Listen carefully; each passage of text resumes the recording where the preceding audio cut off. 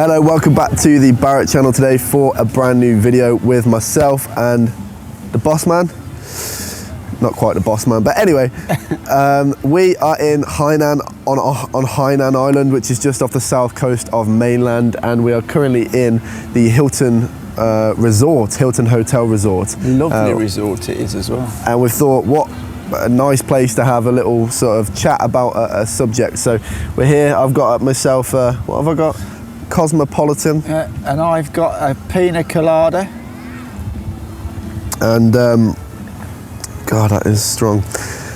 What we're going to be talking about today, we're just going to be rolling off. We haven't even discussed what we're going to be chatting about, and the Caesar salads are on their way. So just 1 second. Hello. Hello. Oh, that looks nice. Yeah, that's looking good, isn't it? Yeah, defo. So here we've got ourselves a Caesar salad. Oh, Bill. Pajao. We've got a Caesar salad here, and we've got some grilled chicken, which is all good. Looking very nice. Oh yeah. 这个房间号不对，不对。反了，6061。We are 6016, aren't we?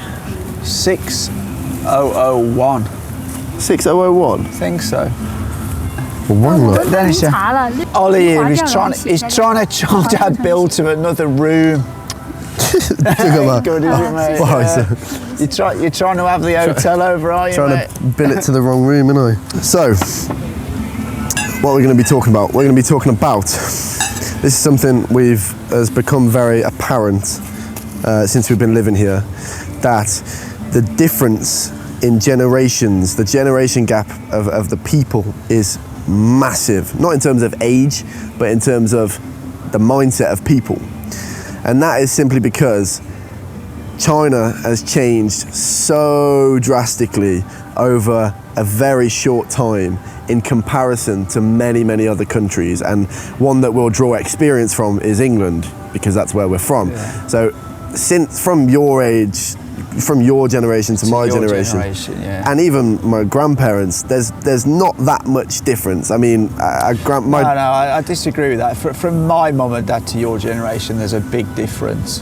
That's true, because they lived... From my generation to your generation, there's not such a difference. Yeah, I was about to mention, they did live through World War II, so they did have not quite at the end of World War II. Even so, there's a huge generation gap, and it is very apparent in the sense that younger people really can't relate to the older generations that much. And I see that a lot with younger people that I talk to. A lot of them will say that they really can't connect very well with their parents because what they value and their perspective on what they want to do in the future is so vastly different from what their parents want them to do. And I think go on, you can take it. Interesting. I see it the other way around. I see that the older people can't connect with the younger people. But it's the same. It's sort of, but it's like the older people had a very, very different life to the younger people, or a majority. I wouldn't say all. And I really put that down to a lot of it is down ultimately to wealth. That's a big part of it, yeah. You know, because China over let's say the last 30 years has become far, far more wealthy than it was 30 years ago. So I'll give you an example here. My partner's parents are, they're the older generation. They can't get their head around like spending 35 yuan on a coffee. That like blows their mind. They do now. If we go out together, we will treat them, but it's like for them to comprehend, because I guess in their time that would probably feed a family for. But let's just precursor that they can afford it. Oh yeah, there's no problem. Yeah. But they just can't get it in their head. Why would you spend all that money on one coffee? Because back in their day, when they were bringing their kids up, they probably that would probably last them days to feed the whole family. Right. So that's you know, a big difference now. And I think that if you like speak to your nan and granddad and obviously my parents, in that time there was always a saying called mend and make do. Yeah. So in their generation, if they had a pair of shoes that wore out, they would have them resoled. They would, if you got a hole in your sock, you would repair it. But like, and that was what Chinese, the last generation of Chinese did. So it's kind of like the China now are kind of a generation behind where the West are, because it was my parents that would have done that kind of thing. I would never sew a hole in a sock. I'd just throw them away and buy a new pair. And that's like the younger generation in China now, but the previous generation would still do that. Yeah, I mean, that's actually very similar with England. You know, your generation, a lot of people your age would mend things, but now anyone my age, like me, I'm useless at repairing things and stuff. And I know most of my friends are as well, because now the ability to get somebody in who is a professional in that area and just pay them to do it is like, that's the way it's done now. So people are losing those handyman skills. But moving on from that, I think there's more to it than just wealth, and that is like a catalyst for a lot of things. But also, like, for example, I know some friends that will go out to bars, or I even know one that's had a tattoo.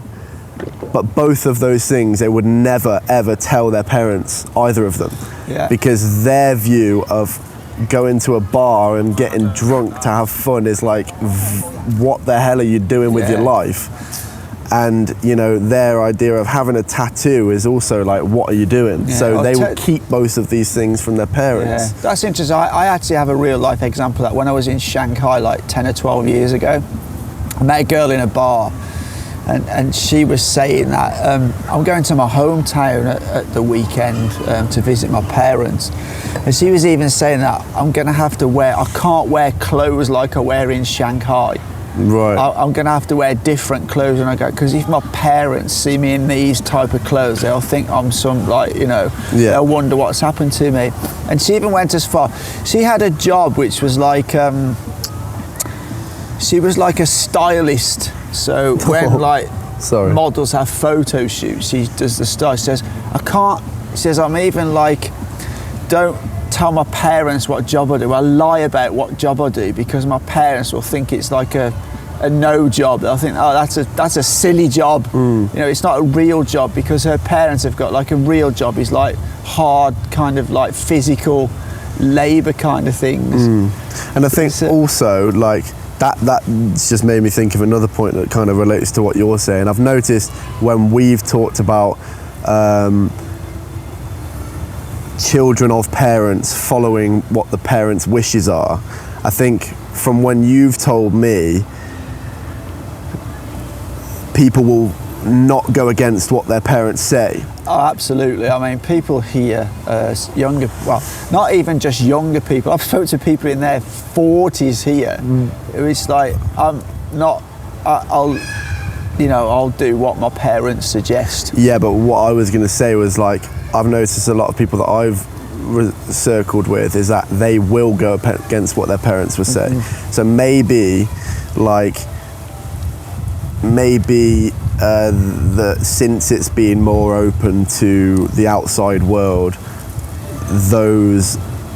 because a lot of Chinese will go abroad to study, won't they? And this will change their mindset a lot. So I think some of these people are coming back with kind of like some Western values and some Chinese values. Well, so obviously that's, you know, if you look at the previous generation, it was very, very, very few of those ever went abroad. You know? So, whereas now a lot of younger people do go abroad. Don't they? So I know quite a few people who will say, no, I'm not going to do what my parents want me to do, and that's kind of probably quite different, like you said, over the last couple of generations. I had a friend in Shanghai, and she studied in the UK for about 7 years.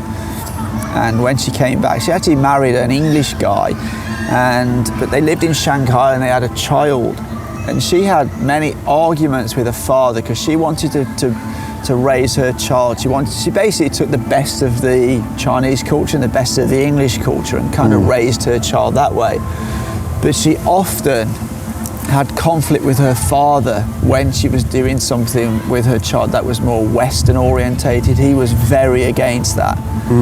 And sometimes he would also sort of want to do Chinese things which they disagreed with, and that caused quite a lot of conflict because he was of that, no, it must all be the Chinese way, and she was saying, yeah, but some of the Western ways are kind she felt they were better. She thought they were better for the upbringing of the child, but he didn't agree. So that caused quite a bit of conflict for her. The last thing that I want to touch on is, I think this is kind of tied in with the wealth thing. Is like a lot of people who are my age, once they got to the age of being able to form their own opinions of like 15, I don't know, 16 years old, that was only less than a decade ago. So less than a decade ago, China is a completely different place, and I think it must be.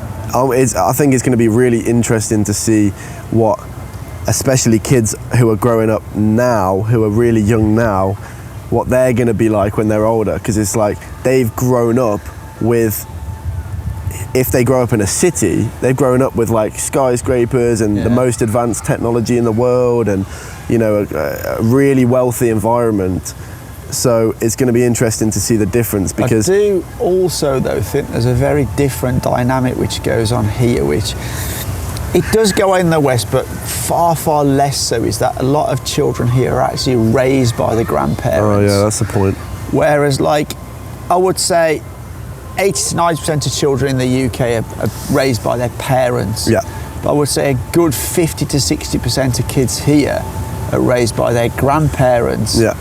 So there's this kind of like...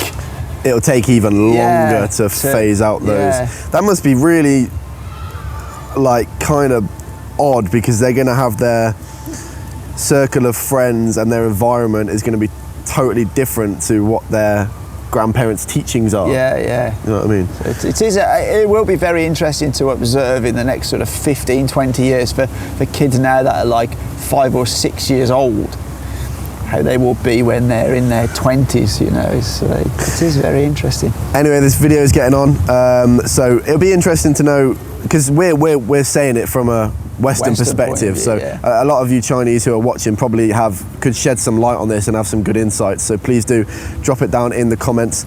And if you did like this kind of chat along the pool front here, please do drop a like. We're going to eat our Caesar salad now, because I've seen flies all over it, so I ain't too happy about that. But anyway, we will see you in the next one. For now, everybody, take care.